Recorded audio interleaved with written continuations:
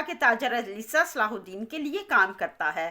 تاجر علیسا کو ماریا اور اہل قدس رانگ انفارمیشن دیتے ہیں تاکہ وہ صلاح الدین کو جا کر بتائے اور وہ ان کو مس گائیڈ کر سکے۔ ایسا ہی ہوا، تاجر علیسا نے صلاح الدین کو جا کر رانگ انفارمیشن دی، جس کی بنا پر صلاح الدین اپنے ساتھیوں کو رملہ بھیج دیتے ہیں۔ رملہ میں بیلین کاراتگن اور ساتھیوں کی توجہ ہٹاتا ہے اور اصل بازنطینی بیڑا انطاکیہ سے دینجاب پہنچ جاتا ہے۔ یہ اہل قدس کے لیے بہت بڑی اچیومنٹ تھی۔ سائرہ نے صلیبیوں کے بحری بیڑے کو قدس میں داخل ہونے میں مدد دی۔ سائرہ ان کی مدد اس شرط پر کرتی ہے کہ مجھے بورو زندہ چاہیے، بورو کو پکڑ کر زندہ میرے حوالے کیا جائے گا۔ بازنطینی فوج کا کماندار وعدہ کرتا ہے کہ وہ اس شرط کو ضرور پورا کرے گا۔ ادھر مخبر قاضی فاضل کو اطلاع دیتے ہیں بازنطینی بحری بیڑا دینجاب پہنچ چکا ہے۔ بورو صلاح الدین کو یہ خبر دیتا ہے بازنطینی بحری بیڑے کو دینجاب پہنچانے میں سائرہ نے مدد کی ہے۔ بیلین نے رملہ پر ہمارا دھیان بٹایا اور اصل بازنطینی بیڑا انطاکیہ سے دینجاب پہنچ گیا ہے۔ وہ تجارتی حکم نامہ دکھا کر دینجاب پہنچ گئے، اس لیے مخبروں کو بھی ان پر شک نہ ہوا۔ صلاح الدین اپنی فوج کو تیاری کا حکم دیتے ہیں، کاراتگن کو قاہرہ میں نگرانی کے لیے چھوڑ جاتے ہیں۔ ادھر حکیم لطیف صلاح الدین کو بتاتا ہے شہنشاہ امارک کا بیٹا بالڈن جذام کے مرض میں مبتلا ہے۔ صلاح الدین لطیف کو بالڈن کے لیے میڈیسن تیار کرنے کا حکم دیتے ہیں اور قاضی فاضل کے ذریعے بیلین کو پیغام بھیجتے ہیں اور ایک خط لکھتے ہیں۔ صلاح الدین بیلین کو خط میں لکھتے ہیں، شہنشاہ امارک کا بیٹا بالڈن جذام کے مرض میں مبتلا ہے، اس کو ڈائیگنوز کرنے اور مجھے بتانے والا حکیم لطیف ہے، جسے تم اچھی طرح جانتے ہو۔ اس بیماری سے متعلق وہ کافی عرصے سے تحقیق کر رہا ہے۔ اگر تم یہ خبر شہنشاہ امارک تک پہنچا دو تو بہت بہتر ہوگا، علاج میں تاخیر نہیں ہونی چاہیے۔ ادھر بالڈن کی بیماری نمایاں ہو جاتی ہے، وہ کمزوری اور نقاہت محسوس کرنے لگتا ہے۔ شہنشاہ امارک طبیبوں کو بلاتا ہے، وہ سب ڈائیگنوز کرتے ہیں اور بتاتے ہیں کہ ان کو جذام ہے اور یہ ناقابل علاج ہے۔ بیلین صلاح الدین کا پیغام شہنشاہ امارک کو دے دیتا ہے کہ صلاح الدین بالڈن کے علاج کے لیے اپنے حکیم کو یروشلم بھیج دے گا۔ شہنشاہ قاہرہ پر حملہ کرنا چاہتا ہے۔ وہ کہتا ہے اس طرح کے پیغام سے صلاح الدین ہمارے ارادے کمزور کرنا چاہتا ہے، مگر بیلین کہتا ہے صلاح الدین کبھی بھی ایک بچے کے علاج کو ڈھال نہیں بنائے گا۔ صلاح الدین شمسا کے ساتھ اپنی شادی کا باضابطہ اعلان کرا دیتے ہیں۔ سائرہ بازار میں صلاح الدین کی والدہ فاطمہ اور شمسا سے ملتی ہے، انہیں شادی کی مبارکباد دیتی ہے۔ شمسا سائرہ کی آنکھوں اور آواز سے پہچان جاتی ہے، یہی وہ لڑکی ہے جس نے مجھ سے میڈیسن کی بوتل بدل کر زہر کی بوتل دی تھی۔ فاطمہ خاتون پوچھتی ہیں بیٹی تم کون ہو؟ سائرہ اپنا تعارف کراتی ہے، میں تاجر راکف کی بیٹی سائرہ ہوں۔ شہنشاہ امارک سبیلہ اور بیلین کی شادی کا فیصلہ کرتے ہیں۔ ماریا کہتی ہے آپ کا یہ فیصلہ یروشلم کے لیے بہترین نہیں ہوگا۔ شہنشاہ کہتا ہے میں اپنے فیصلوں کا خود ذمہ دار ہوں، دوبارہ اس ٹاپک پر بات نہ ہوگی۔ مخبر شہنشاہ امارک کو بتاتا ہے نور الدین ایک بہت بڑی فوج لے کر قاہرہ جا رہا ہے۔ امارک لاڈ گائی کو کہتا ہے تم کمک لے کر جاؤ اور نور الدین کی فوج کا رستہ روکو، وہ قاہرہ نہ پہنچنے پائے۔ بازنطینی فوج قاہرہ پر حملہ کرنے کے لیے روانہ ہو چکی ہے۔ صلاح الدین قاہرہ کی فصیلوں پر فوج تعینات کرتے ہیں۔ شمسا قرآنی آیات کی تلاوت سنا کر صلاح الدین کو رخصت کرتی ہے اور کہتی ہے پہلی بار میں کسی کو جنگ کرتے دیکھوں گی۔ صلیبی لشکر افق تک پھیلا ہوا انسانوں کے سیلاب کی صورت میں قاہرہ کی طرف بڑھا۔ شام کے لشکر پر لاڈ گائی نے حملہ کر دیا اور انہیں جنگ میں صلاح الدین کی مدد کرنے سے روک دیا۔ سلطان نور الدین بیمار پڑ گئے، حالات بہت نازک ہو گئے۔ ادھر شیلٹیون قاہرہ پر حملہ کرنے کی منصوبہ بندی کرتا ہے۔ شیلٹیون کو اس کا ایک شخص بتاتا ہے کونتس ملا قاہرہ میں ہے، کیا پھر بھی آپ قاہرہ میں قتل عام کریں گے؟ شیلٹیون یہ سن کر حیران ہو گیا۔ شہنشاہ امارک قدس اور بازنطینی فوج کے ساتھ قاہرہ پہنچ گیا۔ شہنشاہ امارک حملہ کرنے سے پہلے صلاح الدین سے مذاکرات کرنا چاہتا ہے۔ شہنشاہ امارک صلاح الدین کو مذاکرات کا پیغام بھیجتا ہے۔ شہنشاہ امارک اور صلاح الدین کے درمیان مذاکرات ہوتے ہیں اور شہنشاہ امارک کہتا ہے مصر ہمارے حوالے کر دو، تم دیکھ رہے ہو تم ہمارا مقابلہ کرنے کی استطاعت نہیں رکھتے۔ صلاح الدین کہتے ہیں مجھے یقین ہے تم ایک بار پھر پیچھے مڑ کر دیکھے بغیر بھاگو گے۔ بیلین کہتا ہے صلاح الدین حکیم لطیف کے بارے میں نے شہنشاہ کو بتا چکا ہوں۔ حکیم لطیف سمیت شام کے تمام حکیم شہزادہ بالڈن کا علاج کریں گے۔ صلاح الدین کہتے ہیں خلیل لطیف سے کہو تیاری کر کے آ جائے۔ شہنشاہ کہتا ہے کیا تم لطیف کی خدمات کے عوض ہم سے کچھ مطالبہ نہیں کرو گے، خاص کر جب کہ سلطان نور الدین بیمار ہے؟ تم لطیف کو نور الدین کے پاس بھیجنے کی بجائے میرے فرزند کے علاج کے لیے اسے میرے ساتھ بھیج دو گے؟ صلاح الدین کہتے ہیں ہم عالم کے لیے رحمت بنا کر بھیجے گئے پیغمبر کی امت ہیں، یہ مہربانی کا عمل آپ صلی اللہ علیہ وآلہ وسلم کی رحمت کے ایک قطرے سے زیادہ حیثیت نہیں رکھتا۔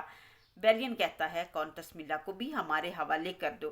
صلاح الدین کہتے ہیں وہ ہماری مہمان ہیں، قیدی نہیں ہیں، وہ جب تک چاہیں یہاں رہ سکتی ہیں، وہ اپنی مرضی کی مالک ہیں اور وہ اپنی مرضی سے جائیں گی۔ لطیف تیاری کر کے آ جاتا ہے۔ صلاح الدین لطیف کو نصیحت کرتے ہیں علم اور حکمت کا میدان ہو یا کوئی بھی میدان ہو، اپنی علم کی فضیلت بتا دینا، شہزادہ بالڈن کے علاج کی بہترین کوشش کرنا، قدس پہنچ کر ہمارا سلام کہنا۔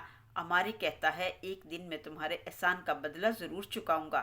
صلاح الدین کہتے ہیں میں یہ کام کسی شرط پر نہیں کر رہا، ہم دونوں اپنی اپنی جگہوں پر لوٹتے ہیں۔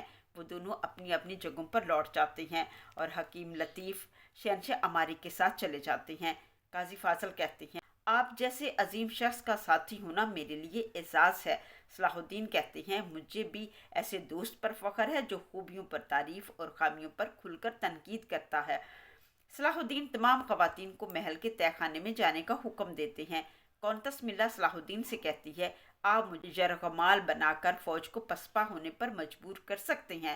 صلاح الدین کہتے ہیں ہرگز نہیں، ہم عورتوں کو جنگ میں ڈھال نہیں بناتے، آپ جب تک یہاں ہیں ہماری مہمان ہیں، آپ اپنی مرضی سے جا سکتی ہیں۔ میلا صلاح الدین کی محبت میں گرفتار ہو جاتی ہے۔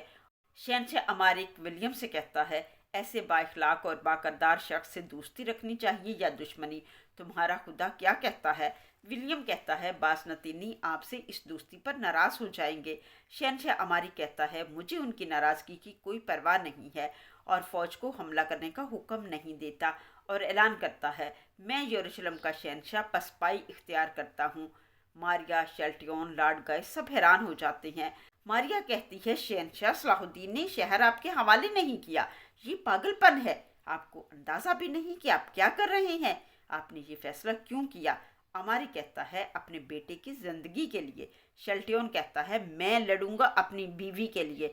اماریک اپنی فوج کو واپس جانے کا حکم دیتا ہے مگر ماریا بازنطینی فوج کے ساتھ لڑنے کا فیصلہ کرتی ہے۔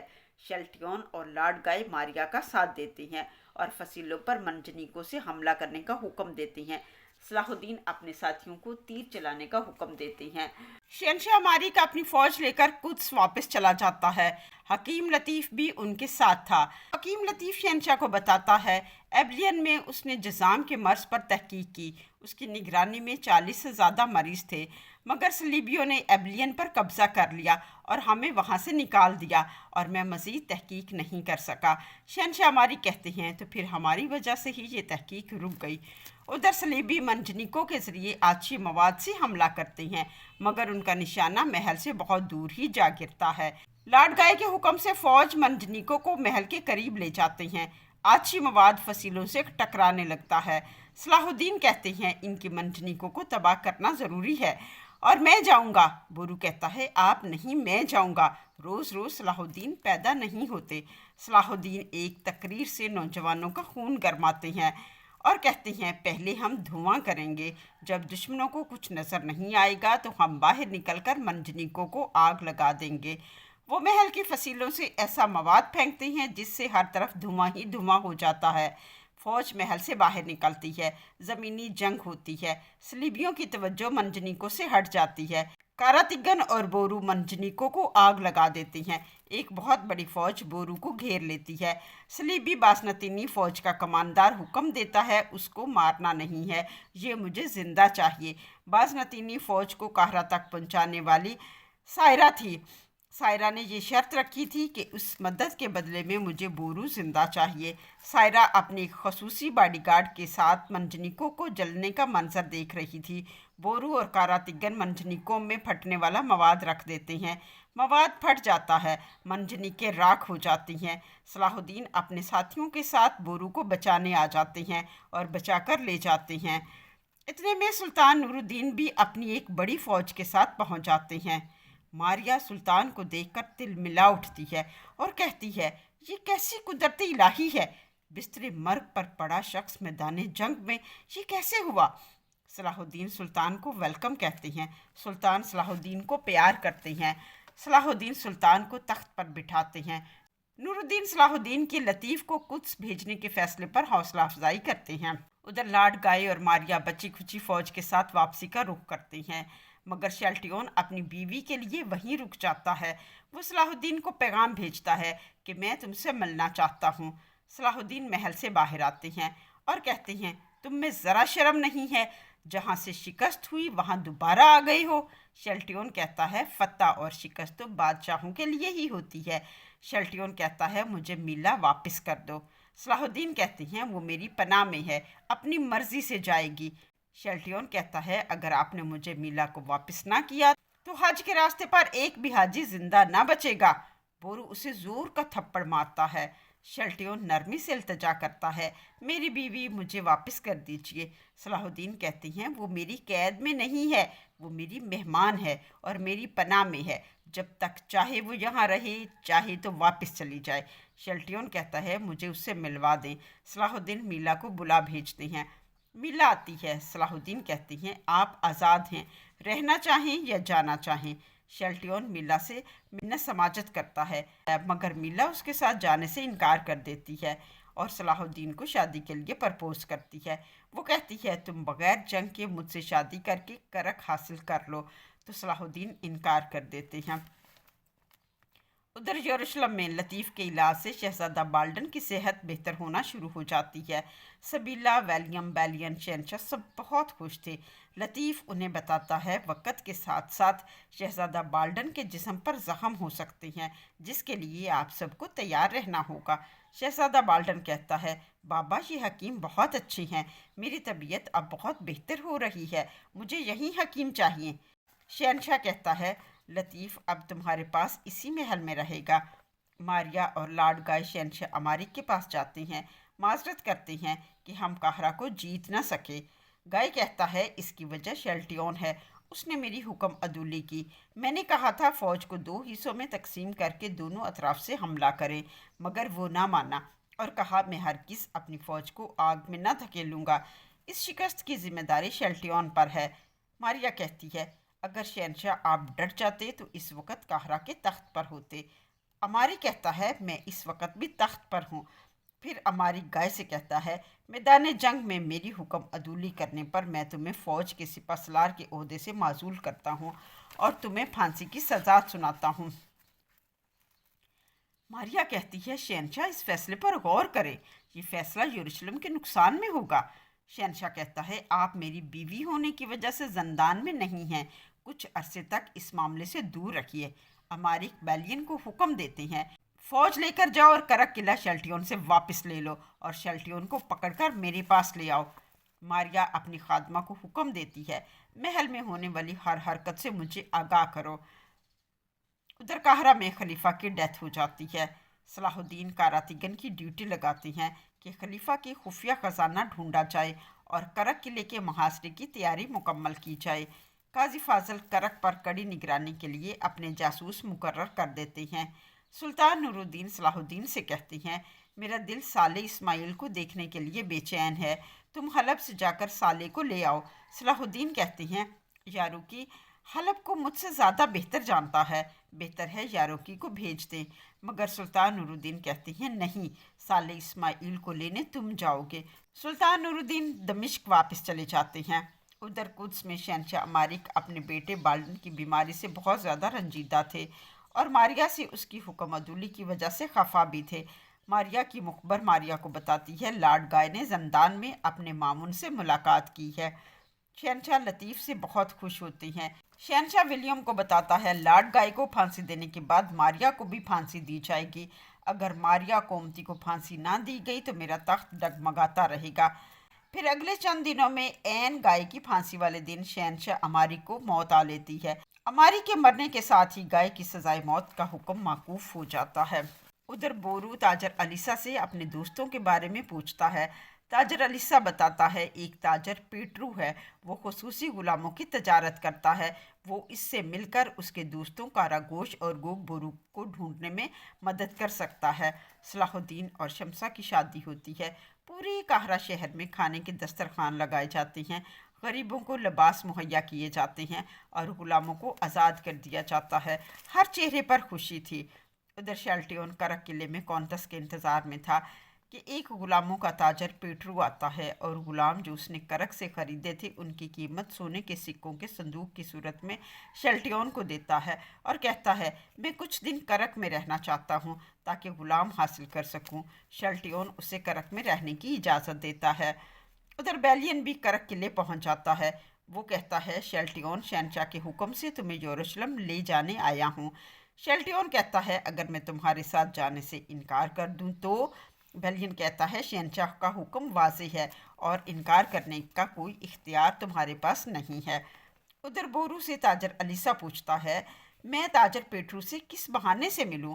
तो बोरू से बताता है तुम एक ताजर की हैसियत से उससे मिलो। ताजर अलीसा करक जाता है और एक सराय में ताजर पेट्रू से मिलता है और कहता है मेरे पास कसीर तादाद में रेशम है, वो तुम खरीद लो। अलीसा पेट्रू से बातें करता उसे वहाँ ले जाता है जहाँ बोरू उसका मुंतज़िर था। अली, तुराब और बोरू उसे देखते हैं।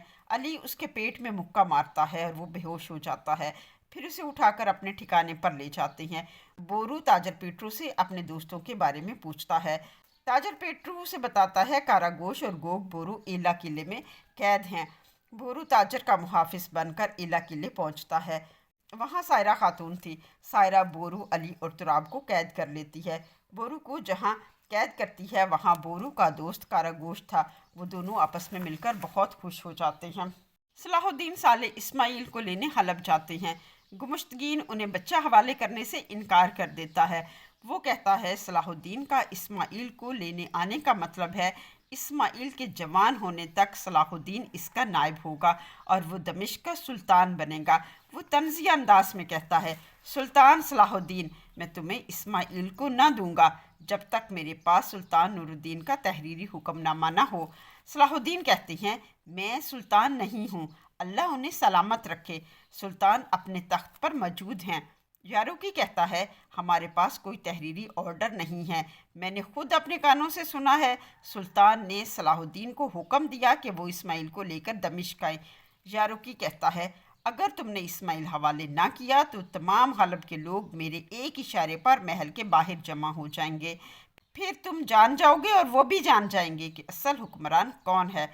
गुमुश्तगीन यारूकी की धमकी की वजह से इस्माइल को सलाहुद्दीन के हवाले कर देता है और यारूकी से कहता है सलाहुद्दीन की हमायत करके तुमने हलब वालों की नाराज़गी मोल ले ली है। जैसे ही सलाहुद्दीन यारूकी अपने साथियों के साथ बच्चे को लेकर हलब से रवाना होती हैं, गुमुश्तगीन उन पर हमला करा देता है, यारूकी को कत्ल करा देता है। सलाहुद्दीन इस्माइल और हाजरा इस्माइल की आया को वापस हलब भेज देते हैं और शोहदा की तदफीन करते हैं। गुमुश्तगीन साले को लेकर सुल्तान नूरुद्दीन की खिदमत में हाजिर हो जाता है। सुल्तान नूरुद्दीन इस वक्त बिस्तर मर्ग पर थे। वो कहते हैं मैंने सारी ज़िंदगी कुछ के लिए जहाद किया मगर शहादत नसीब ना हुई। फिर वो कहती हैं असफ़हानी को बच्चा देती हैं और कहते हैं कि इसको कमरे में छोड़ाओ। वज़ीर असफ़हानी बच्चा लेकर जाता है तो सुल्तान कहते हैं मेरा बेटा, मेरा तख्त, सब कुछ सलाहुद्दीन के सपुर्द है। इस वक्त गुमुश्तगीन के अलावा सुल्तान के पास कोई नहाद था और वो अपनी जान माल के हकीकी के सपुर्द कर देते हैं। वज़ीर असफ़हानी गुमुश्तगीन से पूछते हैं कि उन्होंने आखिरी बात क्या की थी। गुमुश्तगीन कहता है मुझे समझ नहीं आई। जब सलाहुद्दीन दमिश्क वापस आती हैं तो सुल्तान नूरुद्दीन इंतकाल कर चुके थे। सलाहुद्दीन के लिए सुल्तान का आखिरी दीदार जानलेवा था। सलाहुद्दीन गुमुश्तगीन से पूछते हैं तुम यहाँ कैसे पहुँचे और इस्माइल तुम्हारे पास कैसे आया। گمشتگین اسماعیل کو گود میں اٹھا کر کہتا ہے، ملک اسماعیل ہمارے سلطان ہے اور دمشق میں دو سلطان نہیں ہو سکتے۔ صلاح الدین پوچھتی ہیں، تم ہم سے پہلے دمشق کیسے پہنچے اور ملک اسماعیل تمہارے پاس کیسے آیا؟ اصل میں گمشتگین ہی نے ملک اسماعیل کو اغوا کیا تھا اور جاروکی کو قتل کرایا تھا۔ اتفاق کی بات ہے شہنشاہ امارک اور سلطان نور الدین ایک ہی دن فوت ہوئے۔ اب نئے دور کا آغاز ہو گیا۔